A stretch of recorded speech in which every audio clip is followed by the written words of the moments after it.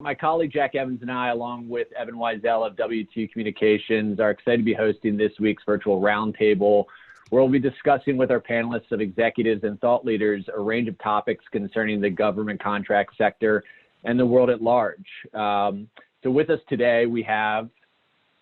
We got Dwight Hunt, CEO of B3 Group, Armando Say, co-founder of Maryland Innovation and Security Institute, Gerald Gross, executive team and COO at MSA Security, Phil Quaid, CISO, Fortinet, Oron Strauss, CFO at IDS International, Lee Waskovich, Vice President of Security at E+, and Jeff Shen, President of Red Team Consulting. And last but not least is Bob Gorley, co-founder of ODA LLC and former CTO of the DIA, who will be our moderator for today's roundtable.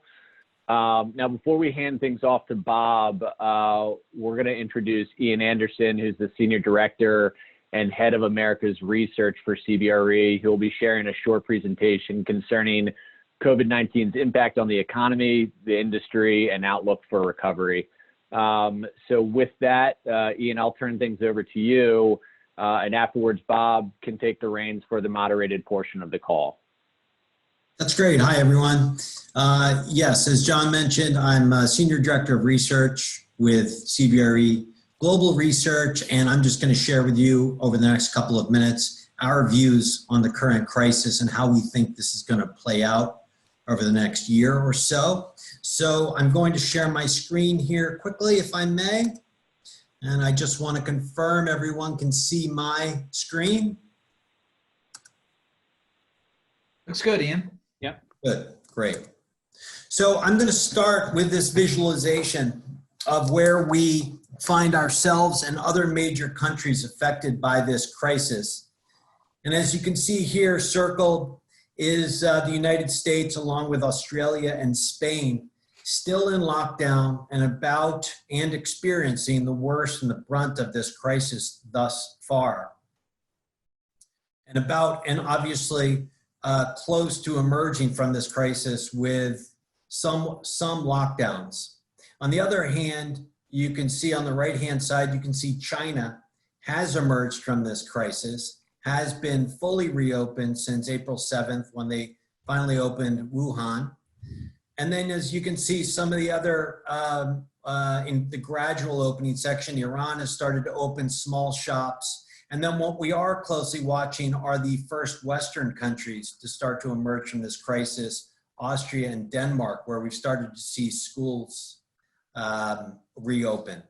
But in China, from what we're seeing and with our colleagues there, offices are back open. People are mostly populating the office, though in lower densities. People are in retail malls. People are shopping. We've actually seen spikes in luxury goods. And all of that is with a lot of social distancing.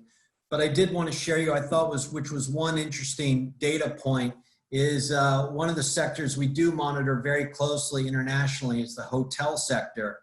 And apologies for the rather confusing chart here, but we have tracked in that green line hotel occupancies in China against the US. And in that light gray line are hotel occupancies, and you can see they were drastically shut down. And that's obviously a reflection of the government's abilities to lock down there. But they dropped sharply. We have seen them rising. It's a reflection of things returning back to normal in China. And with that orange line is our forecast for how we expect this to progress. In contrast, you can see US hotel occupancies in that kind of darker line, which then turns into the light blue line, which is our forecast. The good news there is that we have been stabilizing there, and that we are expecting a recovery in the near term to follow China. But in the meantime, although we do see some light at the end of the tunnel, we can follow what's happened in China. We have been hit harder.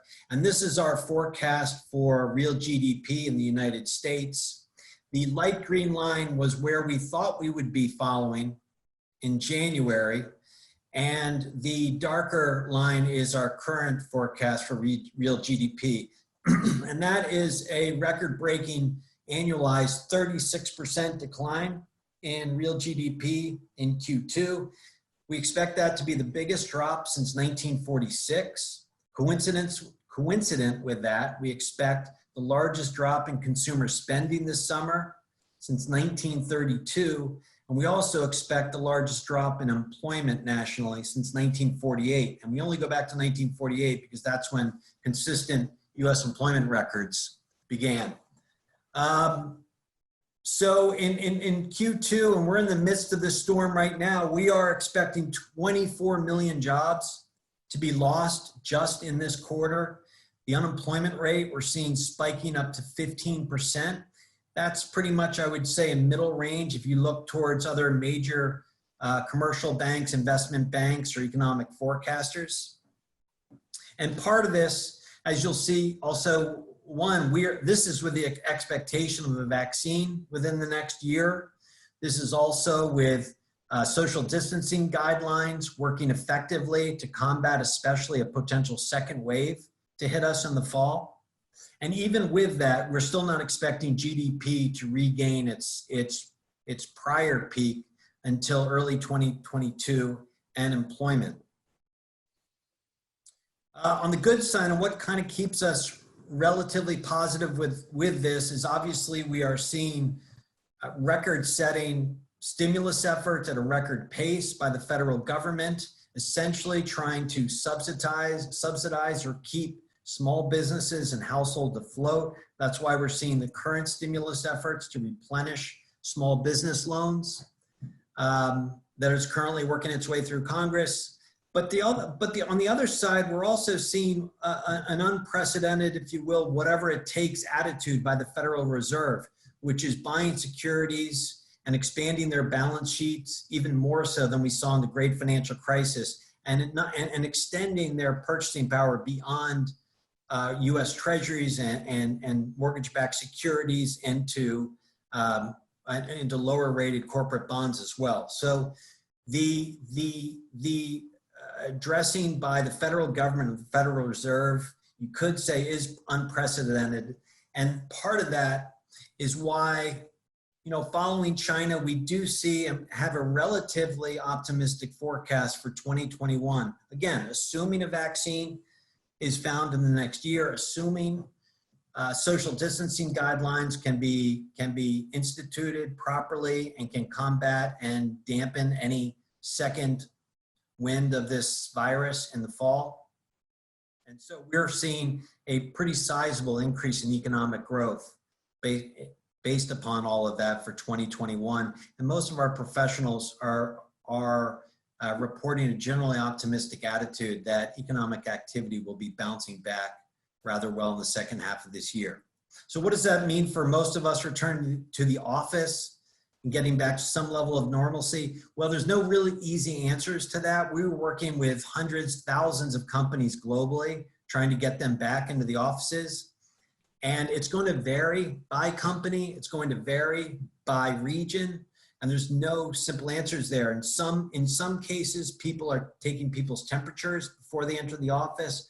Other companies have decided to forego that and put that on their own employees as their responsibility to ensure their health before they return to the office. So hopefully that's a quick synopsis, kind of our view, the way we see this playing out. Jack and John, I'll hand this back to you. Perfect. So thank you, Ian. That's really helpful. Some interesting perspectives there. I'll open it up. We want to give a brief Q&A for Ian if any of the executives on the call have any questions for him. If not, then Bob will let you take over the reins and start the moderated portion. So we'll open up to a quick Q&A. Anyone? Okay. I like keeping people speechless. Hey, Yeah. I'm going to leave then if you don't mind. Ian, we're going to be Ian. talking Thanks so about much. you while you're gone, so we'll make Oh, sure I know that you will. This John is the and way it Jonathan always take happens. notes. It always happens. Yep. Yeah. I appreciate your time. Thanks all. If you have any Thanks, Ian. questions, Take care. Jack or John. Okay. Thanks all. Excellent.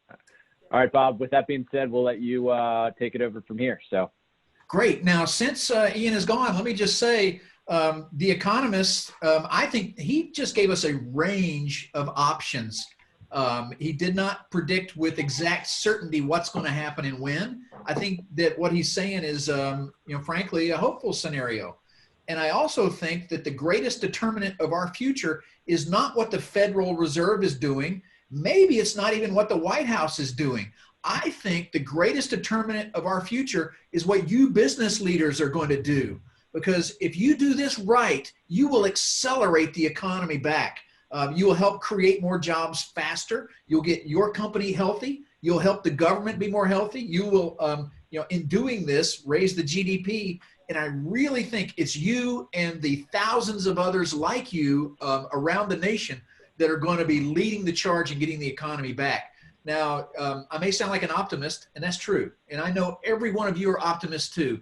And there's some bad news I've realized. Sometimes we optimists actually get it wrong. So we need to have a little bit of perspective here. But frankly, I believe that things are going to look really, really good if you guys do what you need to do to help accelerate the economy. And that's why I wanted to ask a few questions to start this out. And the questions will stay true to what was advertised in the announcement of this presentation, and I'll stick with those. But I want this to be conversational and would like for you guys to agree, disagree, argue, push back on any little thing. But just to recap, the people we have on this call and why they're so perfectly poised to address the challenges here. Dwight, a CEO, but with deep experience in how the military and the government acquires things and manages things and delivers things. And we look forward to your comments. Armando, you have a reputation as an innovator, a creator, a thinker, and also a networker who's deeply connected. And I just read that you are helping with the CMMC, this guidelines that all of these companies need to understand when it comes to the measuring and metrics that will be put on them by Department of Defense. So we're going to love your context on this. Gerald Goss with MSA Security. I think security is going to be so critically important to what we do going forward, of course. And Phil Quaid, Phil, I know you're all over security today, but I remember you, Phil, from the old days, the IOTC, back when all of this was new. All these computers were being connected everywhere, and the IOTC was just a pioneering organization in NSA that was helping decision makers understand the realm of the possible and doing real world work. Oren, as a CFO, I think you're well positioned to help us understand what really is real and what companies are going to be capable of as we try to restart the economy. Lee, another security expert, and we really look forward to your context there, as with you, Jeff, and Red Team Consulting. What a perfect name. I just think it's the kind of attitude and approach we need for this. And with that, I want to ask, when we ask questions, not everybody has to answer every one. I need to keep this moving quick. But on this first one, I would definitely like the views of every one of you, and that is your view of the future market. You just heard from Ian that he thinks it's going to be a V-shaped recovery. Boom, it's going to go right back like a big V. There's other alternatives. It could be a U-shaped recovery, which is, go down and then for a long time just meander and then maybe go up. Another is an L-shaped recovery, which is go down and just, it's ugly for way out into the future. I would like to ask each of you, gentlemen, what you think the recovery is going to look like in the GovCon sector specifically, or in the overall economy. If you can, please tell us. I'll poll you just to make sure that we hit everybody, so we're not talking over each other. And would love any thoughts on your view of the future market. Let's pick a date 2 years from now. What will the GovCon market look like, and how will companies be doing in the GovCon market? Dwight, do you have some thoughts on that you can share?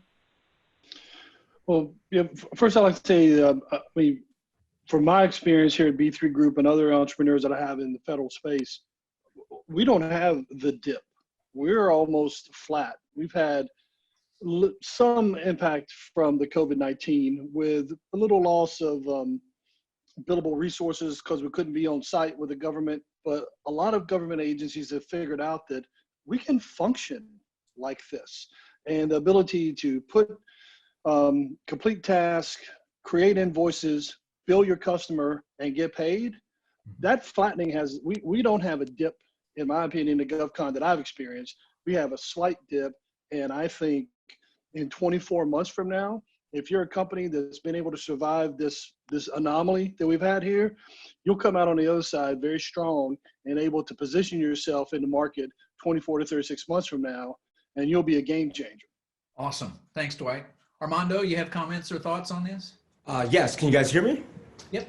Oh, perfect. So I see a wiggly sort of recovery. It depends on what sector you're in. I'll give you an example. A company that I've been tracking for a while called Magic Leap, that is an advanced technology innovator in spatial computing, just laid off more than 50% of his employee base, second round of layoffs. There's a company, for instance, that's trying to get traction in spatial and mixed reality computing in an environment where everyone's locked up. They may have needed to get that technology to the marketplace prior to this because their co-presence technology and things like being able to launch yourself like an avatar into a meeting and share your screen and things like that. That's like futuristic, cool stuff that, as I studied their technologies, like, we need that right now. Unfortunately, you didn't get it to the marketplace before all of this happened. If you're in the intelligence community, I think, what the government's done is they've stabled things out a little bit, where folks, contractors who they were, could have lost in massive droves to the commercial market, have a steady flow because they're going to get paid even though they're not on site because their work is not authorized to be performed off site. Okay, but it has, they're shooken up, right?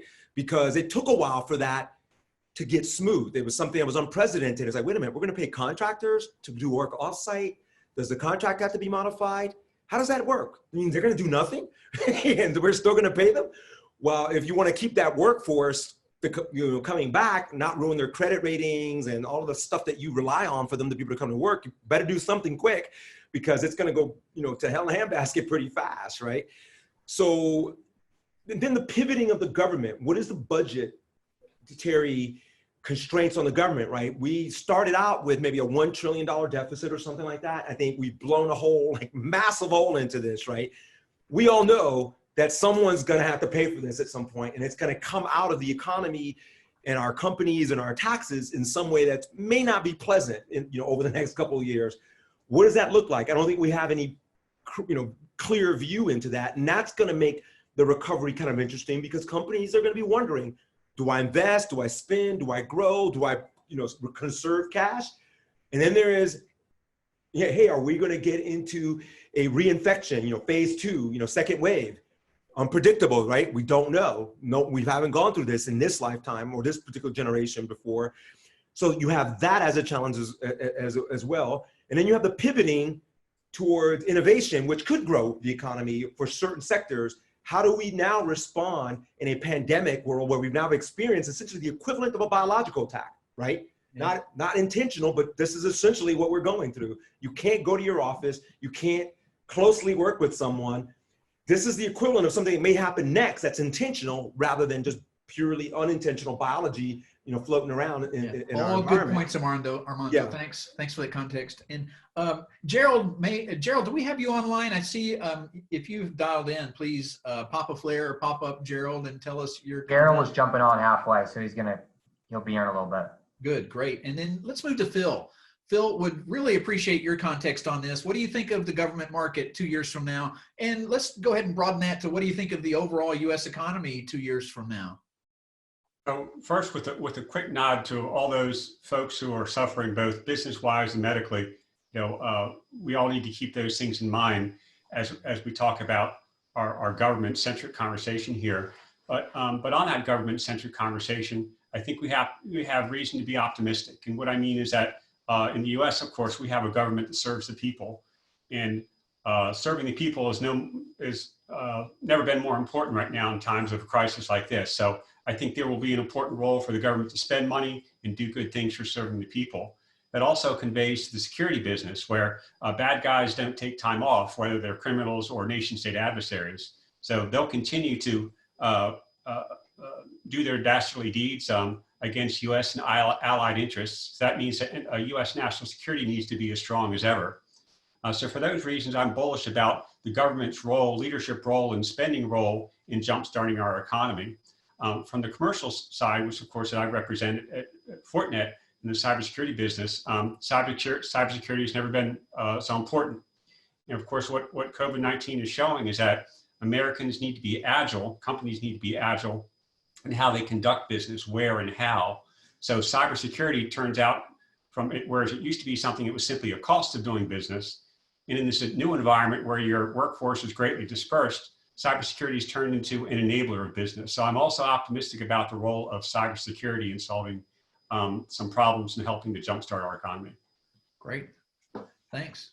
Oren, can you give us your context on the economy, both especially the GovCon economy, but where do you see the U.S. economy as well? Sure, happy to share, and thanks for pulling this together. I wear a couple different hats as I'm involved with a few different businesses, and some are in the GovCon space and some not. So definitely occasionally feel a little schizophrenic, but certainly feel see the different perspectives in my day-to-day life. From a GovCon perspective, I have a couple things. I think one, the local regional market in the DMV with such a heavy concentration in government contracting and sort of the business of government generally is its own bubble, is going to be generally well protected. I agree with sort of the first comment where we have not, as an example, our businesses have not seen any material impact on the negative side.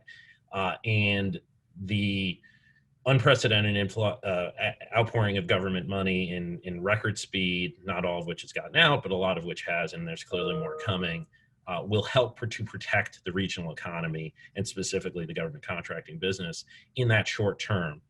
A little bit longer term for the government contracting business, I am more bearish because, in large part, because while the money is being spent, it is being spent arguably so recklessly or without any forethought of a real plan of sort of how it's going to impact the core issues that I don't give sort of many decision makers probably too much credence in terms of how they're approaching this.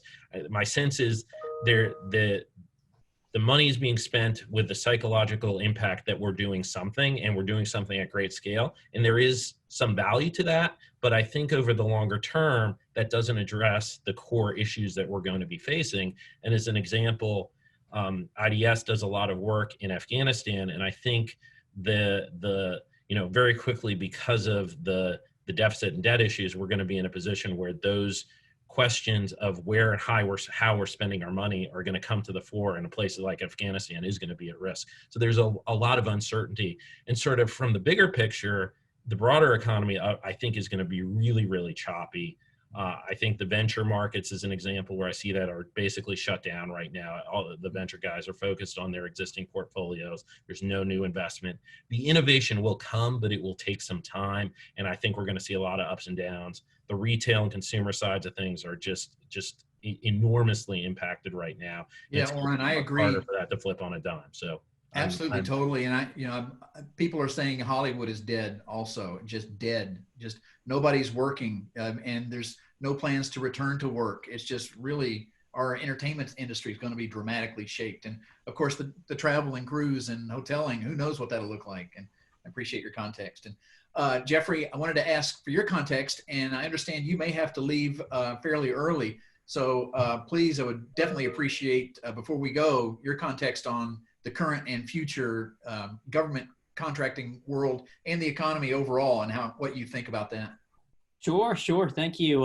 Thank you for having me. And I do apologize that I do have to exit out a little bit early. But I want to echo a lot of what Dwight had mentioned, and perhaps add a little bit of context from our perspective. Just to kind of give everyone some level setting. And we work with close to 200 federal contractors a year, from the big companies to the small companies. And from what we've seen, probably close to 90% of those companies have either had flat spending, as Dwight was alluding to, but have also gone up. So one of those two areas, roughly 10% or less, have seen a little bit of dip in their overall contracting spend. And the way to look at it is, with all of this additional COVID spend, the government still has to spend the existing budget that they have.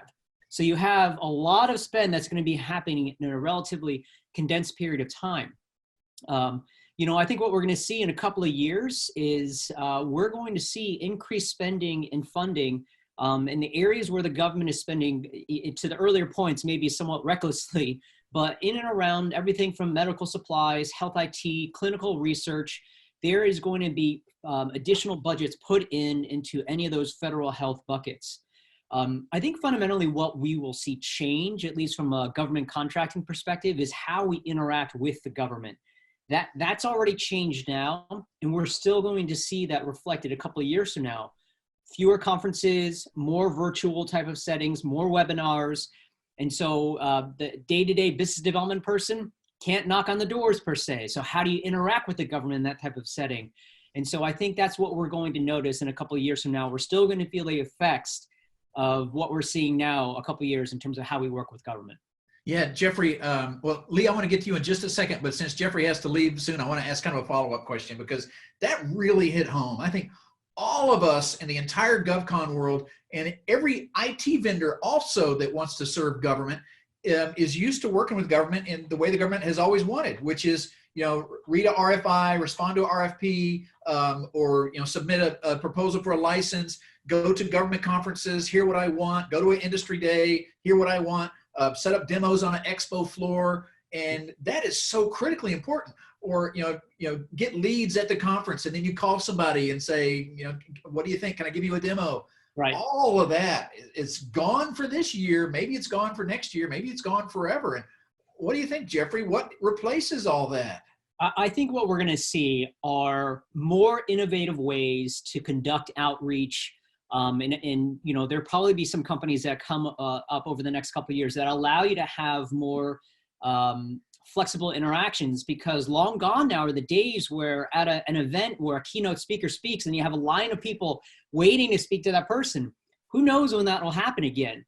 And so I think what we're going to find are, again, similar venues like this that you all are putting together, where you have a government speaker and perhaps there are breakout sessions or breakout rooms where at least you can have that face-to-face communication. And so I think we're going to see an increase in that. But the one last thing I'll kind of mention is that I've seen an increased proficiency from the government side. I've had these conversations with my friends in the Army, GSA, Homeland Security. They are telling me that they are far more productive these days. And so, that might hopefully increase the amount of procurement, deadlines being met as well. So we'll see how that pans out. So I appreciate you bringing that up. Yeah, and I do want to get to Lee's comments too, but you also remind me of something that Armando had said. He talked about Magic Leap.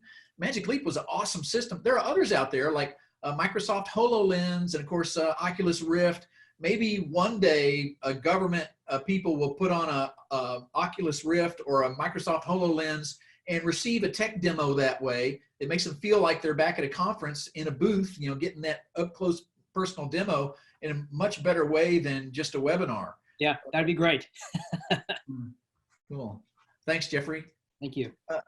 Lee, context on the current and near future of the government contracting market or the overall U.S. economy? Sure, yeah, and a lot of it goes into what you were just talking about in regards to a leap forward in technology. So that's what we're seeing. I think to have success a year or 2 years from now, it's really going to take either industry verticals or companies within those verticals advancing or rapidly accelerating the digital transformation plans they had in play. We're seeing a lot of organizations that had plans set up to either capture industry or disrupt the industries that they were in, that had to put some of those things on hold and operate in more of a reactive manner due to the COVID virus. But now we're seeing them start to rationalize those decisions that were made and reimagine what they need to be in order to serve whatever their customers or services are that they were providing. So this is going to be a rapid acceleration of reliance on virtual and digital technologies. It's going to be the advancement around AI, AR, VR, and some of the pieces in there. And then wrapping that up with maintaining an aspect of privacy and security that's critical to maintaining the trust, both from a business partner perspective as well as customers. So the success dependent, I think, is really going to be dependent on how willing organizations are to go to push and lean forward and capture that market. We all know the situation we've all been in, where everyone from maybe non-technology users have had to adopt some means of using technology to just live and act in their community over the past 4 to 6 weeks. So from the economy standpoint, it's going to be a lot of dependency on, are they willing to take that step towards adopting technology, and how can they make it work for them, for their customers, and providing that different type of customer experience. Great, thanks. And guys, for the next question, I'm going to want to start with Armando and then go to Phil and Dwight, and Oren and Lee, you too, after you hear those guys, if you have comments on this. But what I want to ask about is what the government can be doing to better support the government contracting world in this capacity. I mean, in terms of innovating because of the new reality that we're currently in. And just as an anecdote, there's an agency I used to work with that is still frequently asking contractors to receive a fax and then fill something out and fax it back. And that's important for their workflow because they like that secrecy barrier and what they really got, but it just underscores that there's some old technologies out there. And then another agency I work with in the Intel community has said, due to the threats, more and more of their procurements have to be done on closed systems. So you got to have a secret system, or you got to get into the NRO or NSA to use one of their systems to read the RFI and RFP. So these are putting up more barriers to procurement. Meanwhile, this pandemic has caused us all to rethink the risk equation when it comes to IT and work from home. These same Intel agencies, if you are a non-essential person, you're sending those people to work from home, and they don't have classified systems there. So what I'm asking for is, what can the government do to help us, not just in this current situation, but to rapidly re-innovate and move forward? For example, do we have a way where people can deal with secret stuff at home? The technology's there, the risk equation is not there. Are there things that can be done to get sensitive information out to a wider range of contractors to perform on contract at home using sensitive stuff, or even classified things? Just an example. And Armando, I know you think about innovation all the time, so I wanted to go to you and ask, what can the government do to help the government contracting world help them? So I have 2 points. The first would be, I don't know if anybody watched the news with the Air Force Research Labs out of Rome, New York.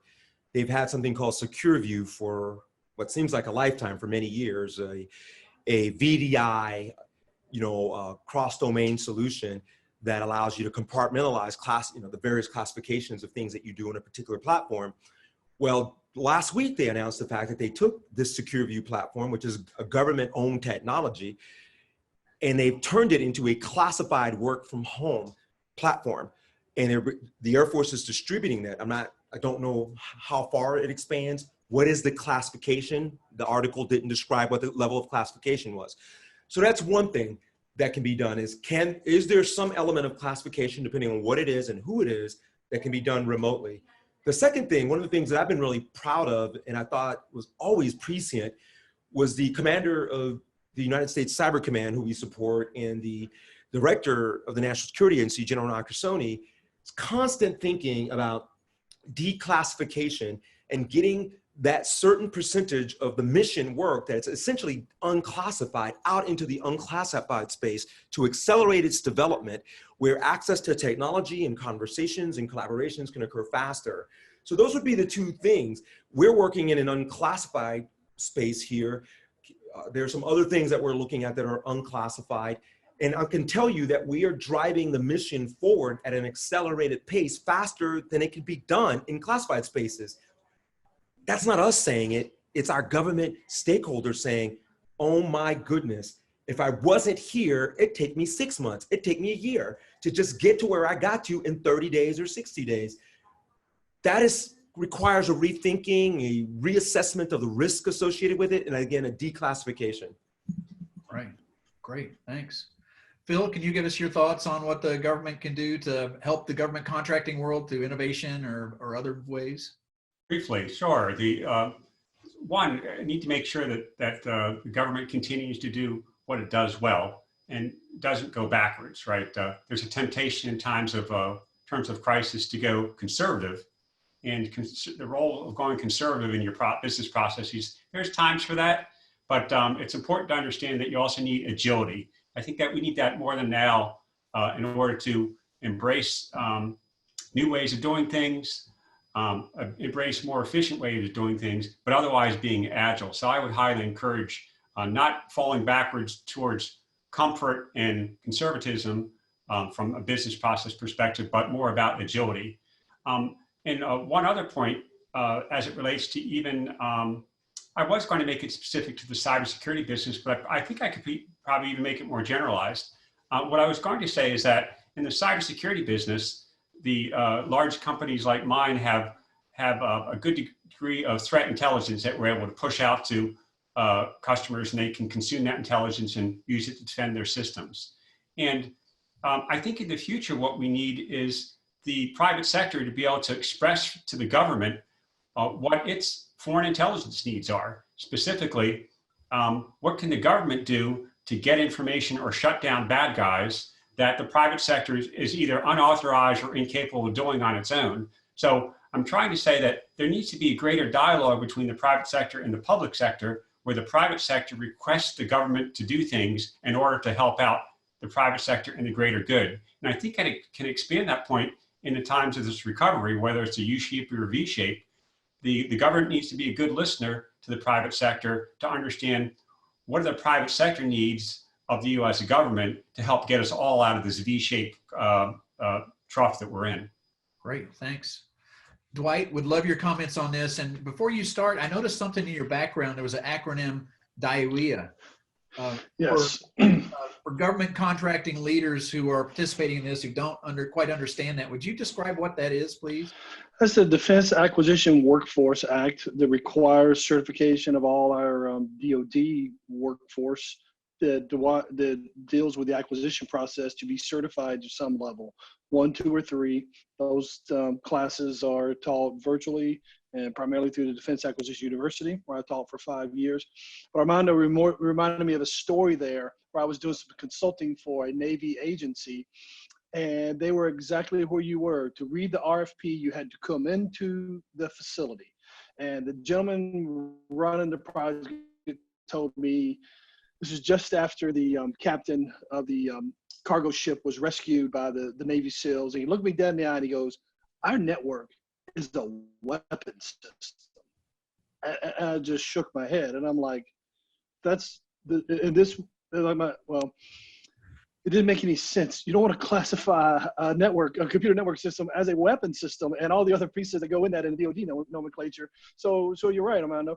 We got to figure out what's classified, what's not classified, right? They were looking for a network inside the system, inside the building, inside the facility that transported ones and zeros. It ain't a weapon system. Now, the data on that platform and the people that smart folks that put that all together and turn it into actual intelligence, then yeah, maybe you're taking action there. But you got to declassify. Another thing I thought about is when I was in the Pentagon, we went through a real big churn of what's inherently government and what's not. And the things that are inherently government, we try to remove contractors from.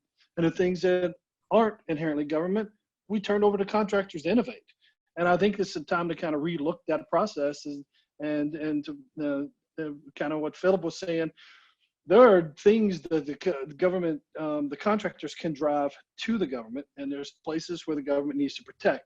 Not too protective, right?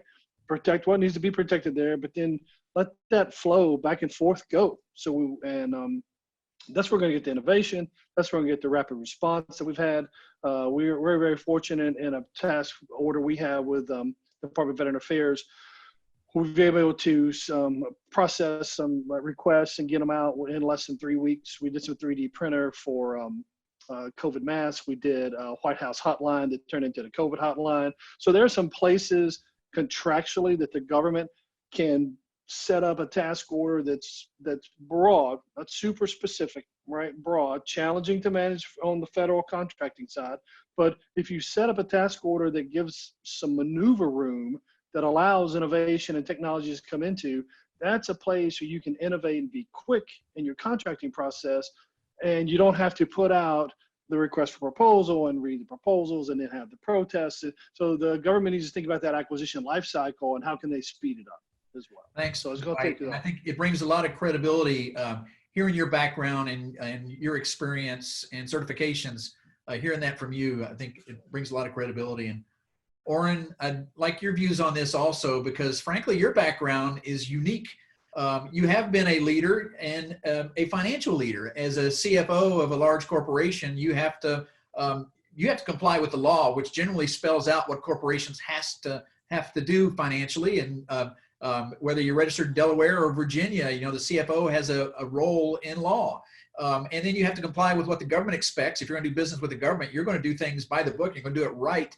And you have to support your shareholders and with their expectations. And so you have these many masters. And a lot of times when I think of a CFO, I think of someone who can see the need for keeping things running the way they are and making sure the math adds up and making sure that the future is going to be good, because, I mean, that's just the nature of your role. I don't always think innovation, frankly, when I think CFO. But I want to ask you, even if it's get you out of your comfort zone, what should the government do to innovate and really change things up? And do you have ideas there for us? Yeah, I appreciate the question, and you know, while I am a CFO for IDS, I'm probably different than most CFOs in that my background is entrepreneurial, and I've played other roles with companies I've been in and am part of other than CFO, but I do come at it from a financial bent. My biggest sort of area of interest in innovation is around the procurement process. There's no question the procurement process is pre-crisis. There are so many areas where and I'm sure everyone's got their own both horror stories and victory stories, but it's based on a multiple tiers of sort of older ways of doing things that has just sort of been built on top of each other and evolved over decades that don't reflect necessarily the best of what happens today, what could happen today. That said, you know, these sorts of crises open up opportunities, I think, to revisit them, and the sheer sort of scale of some of the activity today shows that you know, we don't always have to do it the old way. I think what we have seen in just the last couple of weeks is the ability is that some things have gone well, some things have gone very poorly. There's always going to be political impact to it.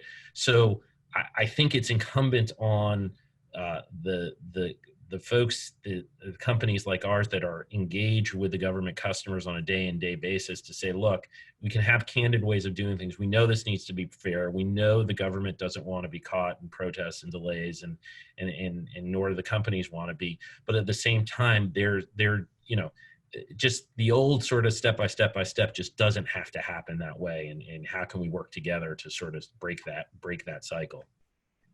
Great. Lee, I'd love your thoughts on that. And since you're the last on this question, you know, you can argue with anything that any of the others have said. But one thing I know we would love your context on because of your background is security and risk, because we want the government to innovate. We want the government to better serve the contracting world. And there's going to be some risk involved in that. Right. And it may be that the government needs to accept some risk because it's a new world. And can you give us, as you talk about what the government needs to do to better serve the government contracting world, tell us some areas where you think the government might need to accept some more risk. Sure. Yeah. I mean, it always goes hand in hand with, you know, accessibility, security. There's always going to be a trade-off in terms of the risk that's there. When you look at some of the conversation that was just had and thinking about how to do better business with the contractors, how to exchange information more securely, but also being able to provide that through virtual means. I think, you know, it was stated that, yes, a lot of the technologies from a piece part perspective are probably out there right now. It's putting those together, and it's, I think, leveraging them not as a standalone, but as a coherent system in something that can be tied more closely to workflow. So in former days, a lot of it was based on the clearance that you had, the authentication level that you had. But with the technology that's out there today, you're able to shift a lot of that towards the actual data itself. You're able to use things like digital rights management. You're able to use all of the aspects around how data is transferred and handled. And then to the person that it's being served up to, you can look at it more dynamically as to who they are, where are they in the workflow as to why they're accessing it, and then use those types of criteria to judge whether or not something is deemed classified, unclassified in that respect. So you have the former sides of what deemed data to be how it was classified. Now you can start to look at how the rules apply to how that data becomes viewable by that party, not just maybe by a rank or by some type of static statute, but something that's more dynamic to how things are going to have to flow from a technology and a workflow perspective. Great, thanks. Gents, you've already addressed many of the questions that we said we wanted to dive into, and I wanted to say that one thing that I would really love your perspective on is the government response to all this. If you may have noticed that the Office of Management and Budget came up with guidance, so did GSA, and then the big agencies also did. They came up with guidance on working with the contractor workforce during the pandemic. And to summarize all that guidance, it was essentially saying work from home as much as possible, and find ways to let your contractors work from home as much as possible. And you can be flexible on contract requirements. You know, you want things to be delivered when they're expected, but you can be a little flexible, and some things will have to slip, and don't penalize contractors too hard. So that was the initial tranche of guidance, and I think it seemed pretty helpful to me. Now, the pandemic is going to be over soon, and that kind of guidance will probably be rescinded, and we'll go right back to the old way of working, where the government, puts an RFP out, expects an RFP response, awards a contract, expects you to deliver. And here's the big question: how will work have changed? The future of work, will it be now that more people work from home? 2 years from now, is 80% of the government contracting workforce working from home, or is it all back to the old way, where you're either working in a government building or a contractor facility?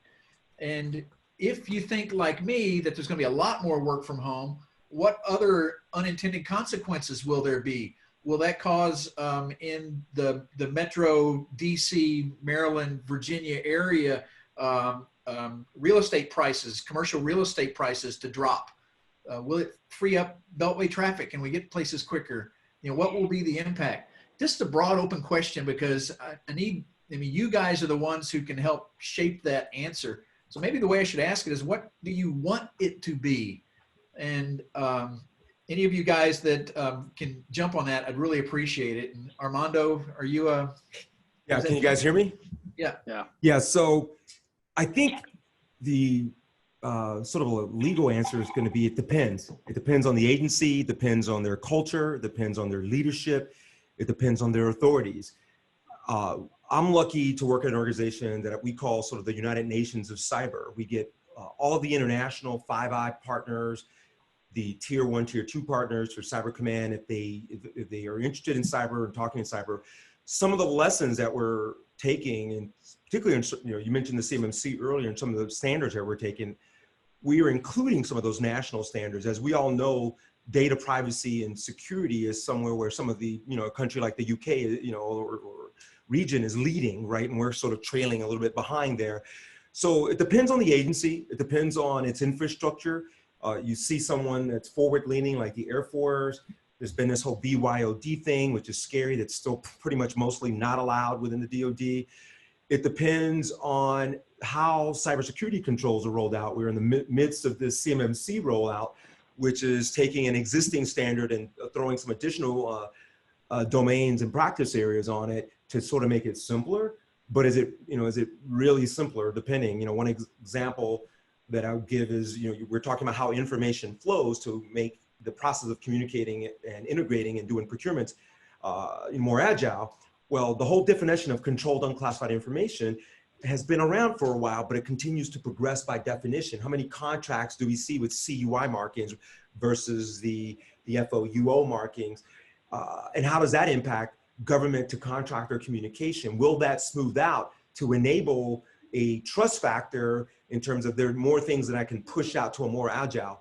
I think also, I said this a little bit earlier, I'll expand a little bit more on it. The critical thinking about how much work needs to be done on site within, as we like to say, behind the fence line on a government property, where there's a whole series of controls and processes, some of them just to go do something unclassified, in a SCIF, right?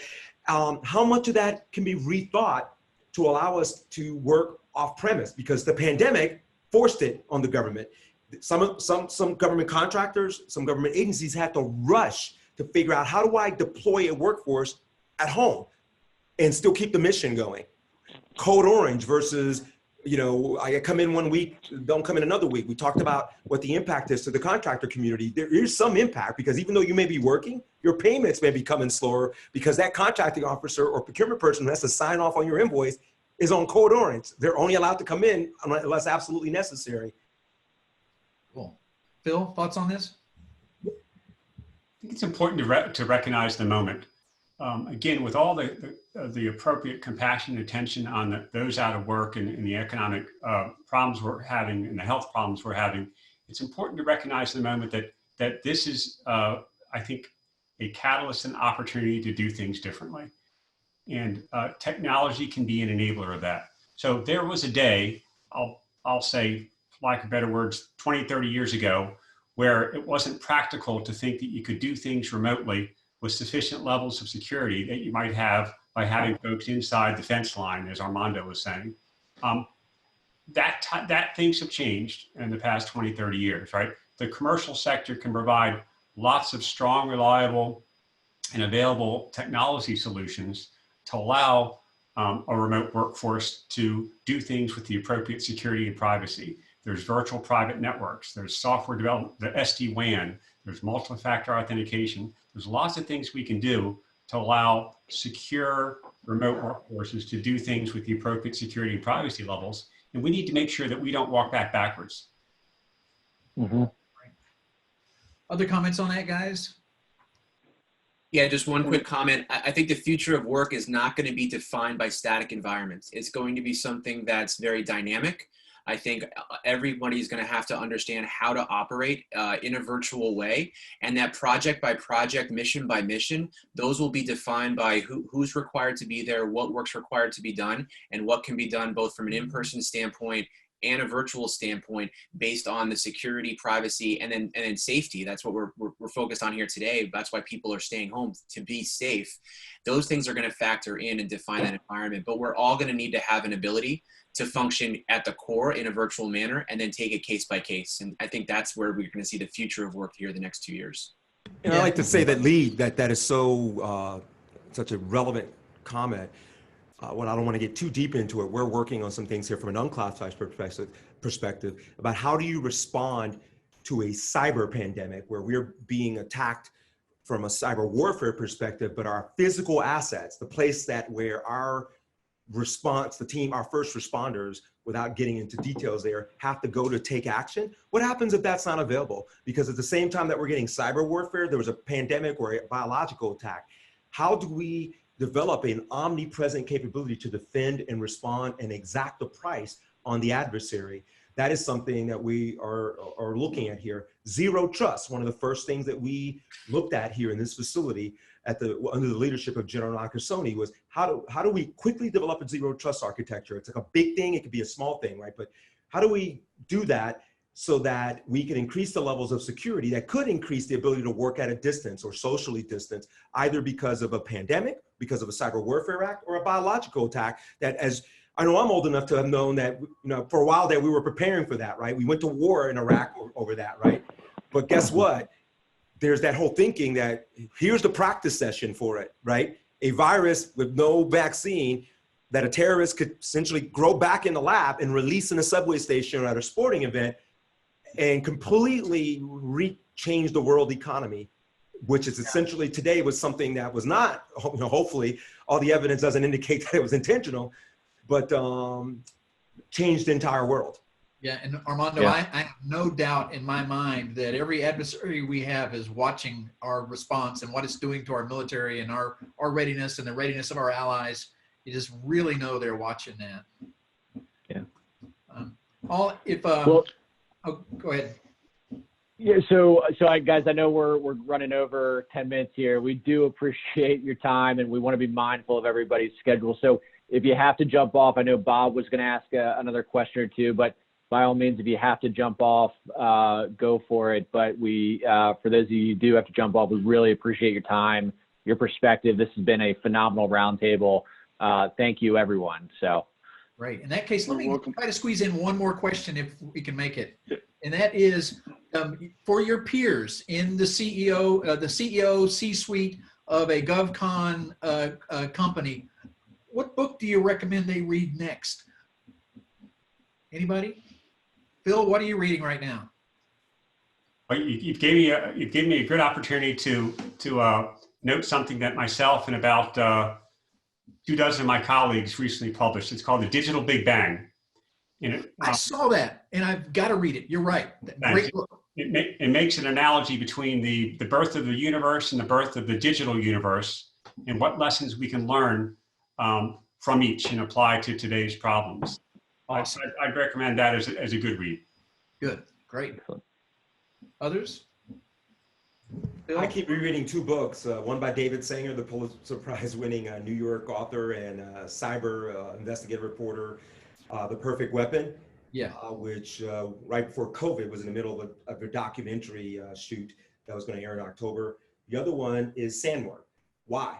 They both deal with looking at the most recent past in terms of cyber attacks against the nation and other nations, and they deal with in a forward-looking manner as to how was our nation prepared then, how is it prepared today, and how will the nation be prepared tomorrow when warfare and the ability to disable an entire nation sequentially by taking out the power grid, the banking system, the water, so on and so forth.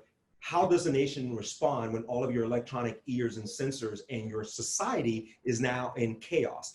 I saw this, I'm a Florida resident, so I saw this during the hurricane a couple of years ago. What happens when you don't have cell phone, electricity, open restaurants, and food? We're getting a little bit of that, but at least food is flowing. Our cell phones work, our internet works. But during the hurricane, all that stuff goes away. The humans turn into interesting beings when all the things that you're used to completely leave you. I agree. All right, just briefly, Lee, what do you recommend to the CEO in the GovCon world to read? Yep. So the follow-up to the Phoenix Project is the Unicorn Project. So it's another book that helps to understand the principles of proper workflow, the movement towards a DevOps methodology. And in this time where we're looking to more rapidly accelerate the pace of change and become more agile, helping to understand how to transform your organization so that it's not so hierarchical, it's not so bound up in the process that holds back and stifles innovation. So it's written in an easy to read IT-based focus. Great, thanks. Oren, recommendations for your peers or CEOs in the GovCon world? Yeah, this is mine will be a little off the wall. It's one of my favorite books that I recently reread. It's Zen and the Art of Motorcycle Maintenance, and that is off the wall. That's way off the wall. But I read that too in my youth. You're right. Yeah. I need to pull that out and read it again. That's a good one. And I think what I like about it as a leader is it's the focus of it is on quality and the definition of quality and how you exemplify that in all aspects of your life. And we get caught up in the day-to-day of crisis and fear and doubt. And it's a reminder of where you can kind of get things centered and sort of lead by example in that way. Great. Thanks. Dwight, you get the final word, 30 seconds. What book do you recommend to your peers in the GovCon world? Power Up Your Tribe, or Power Your Tribe, how to manage and build teams in turbulent times. Things are changed. We're not going back to normal. You need to find out what your normal is or what you want your next normal to be for your organization. Because we're all going to have to go back here in 6-8 weeks and look people in the eye and say, you need to come back into the office. And they're going to give you some answers you're not going to expect. And maybe that's not the right question to ask. Maybe you're not going back to the office. You need to figure that out. Yeah. as a leader in Yeah. your organization. Hey, thanks, guys. I really appreciate your time. And Jack, John, back to you. Yeah, again, thank you all so much. This was a phenomenal roundtable, just a diverse, degree of perspective and insight from all of you. So we really appreciate the time. We will be doing more of these. So if you're interested in participating again, by all means, reach out to us. We'll certainly let you know about opportunities to participate in these roundtables moving forward. I know, given we're 6 or 7 weeks into isolation, I really look forward to these. It allows us to kind of continue to engage with community. Hopefully you all get something out of this and have a chance to network and meet new people along the way. So again, thank you for